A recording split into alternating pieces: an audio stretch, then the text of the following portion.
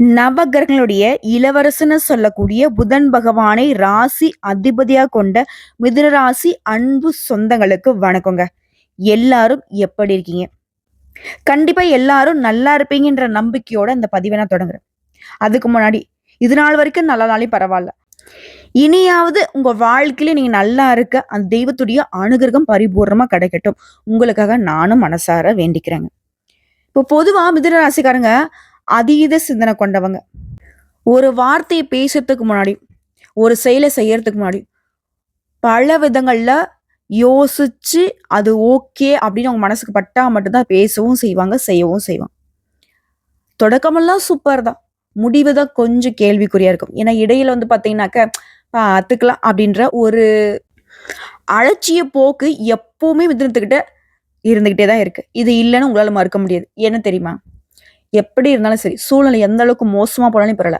என்னால அத சமாளிக்க முடியும். அந்த ஒரு இடம். ஆனா உண்மதான். எப்பேற்பட்ட மோசமான சூழ்நிலையுமே சமாளிக்கக்கூடிய சாதுரியம் படைத்தவங்க தான் மிதுன ராசிக்காரங்க. ஆனா என்ன வச்சிரும். நம்முடைய லைஃப் டைம் அச்சீவ்மெண்ட் எடுத்தா கூட, இது நாள் வரைக்கும் பெருசா நம்ம முன்னேறவும் இல்ல. எந்த ஒரு சாதனையுமே புரிஞ்சதில்ல. ஆனா உங்களால பல பேருடைய வாழ்க்கை பிரகாசமா தான் இருக்கு. இது இல்லைன்னு உங்களால மறுக்க முடியுமா?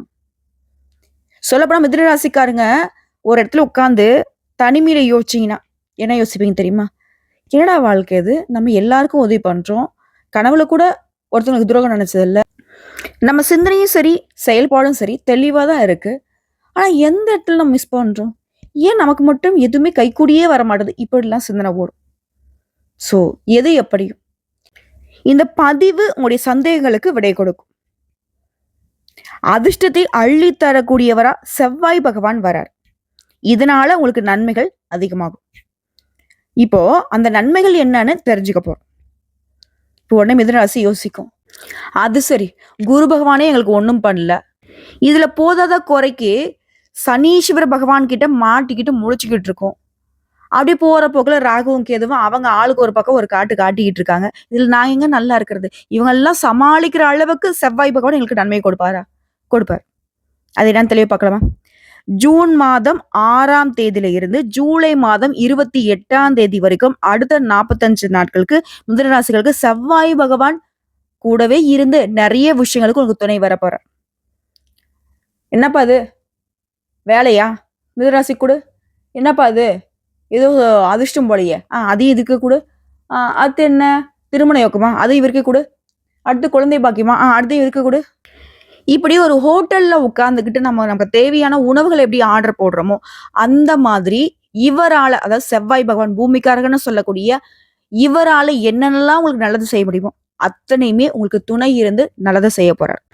இப்போ இவரால நமக்கு எந்த மாதிரியான அதிர்ஷ்டங்கள் கிடைக்கும், இதோட நம்ம கவனமா இருக்கக்கூடிய இடமும் ஒரு சில விஷயங்கள் இருக்கதான் செய்யுது.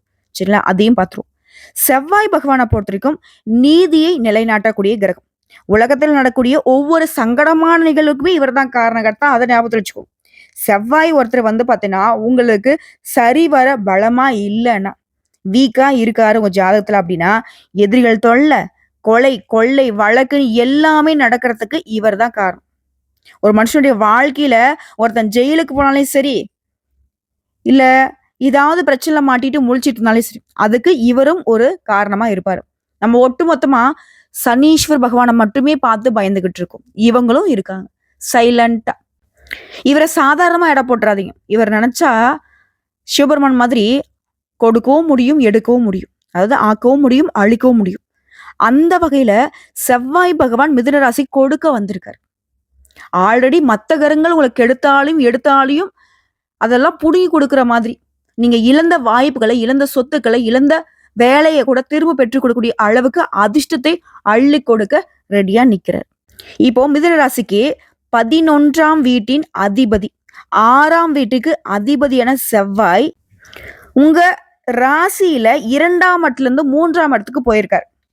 உங்களுடைய பேச்சு தாங்க உங்களுக்கு ஒட்டுமொத்த பிரச்சனைக்கும் காரணமாவே இருந்திருக்கும். குடும்பம், பேச்சு, பணம் சார்ந்த பிரச்சனைகள் இருந்திருக்கும் இது நாள் வரைக்கும். தாயாருடைய உடல் ஆரோக்கியத்துல சங்கடங்கள் இருந்திருக்கும்.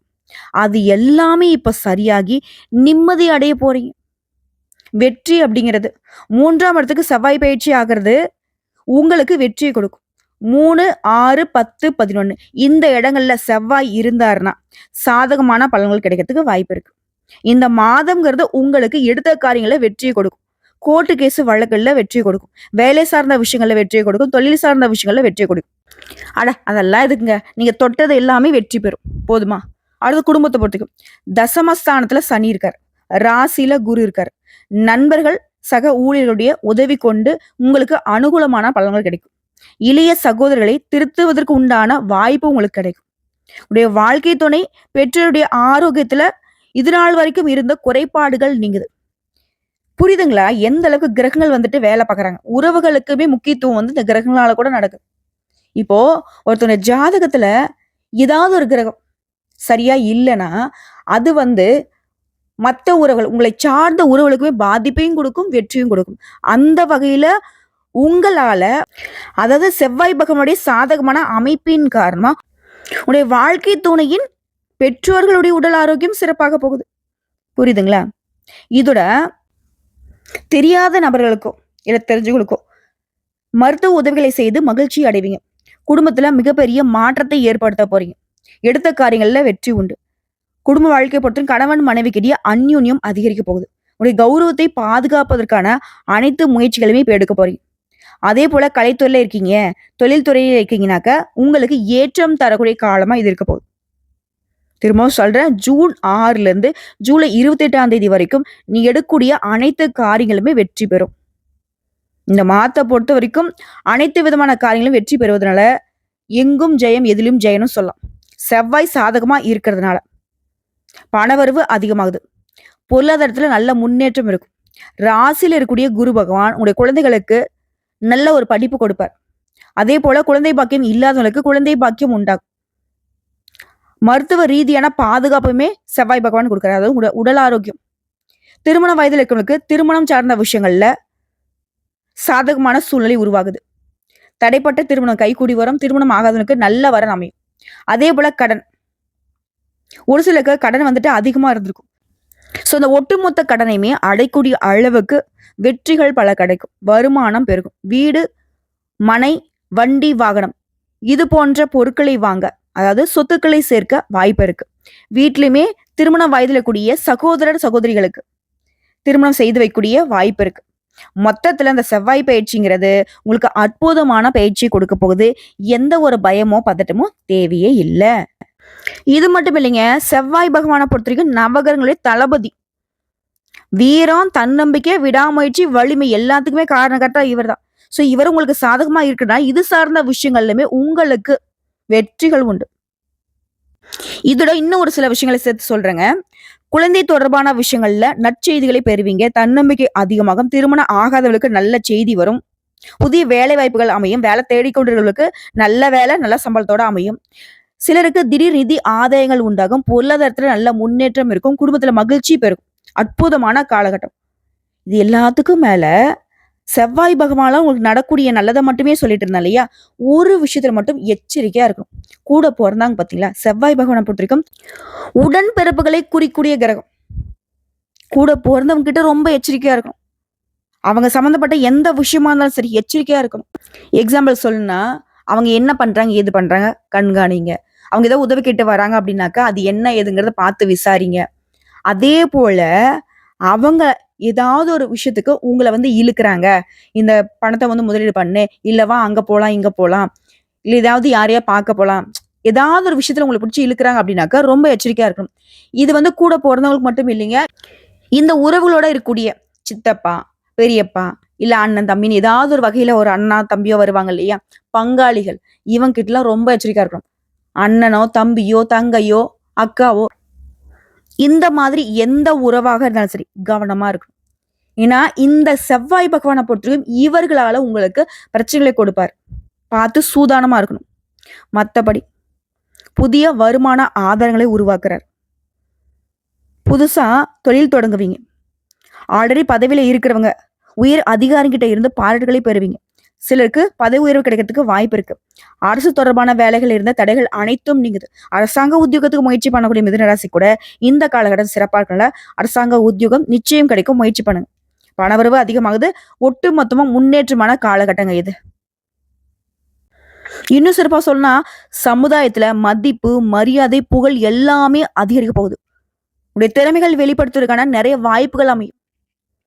ஸோ மிதுன ராசி இது நாள் வரைக்கும் நீங்க பட்ட கஷ்டங்களுக்கு எல்லாத்துக்குமே பதில் தரக்கூடிய வகையில இந்த செவ்வாய் பகவான் ஜம்முன்னு உங்க பக்கம் வந்து துணையா நிக்கிறார்.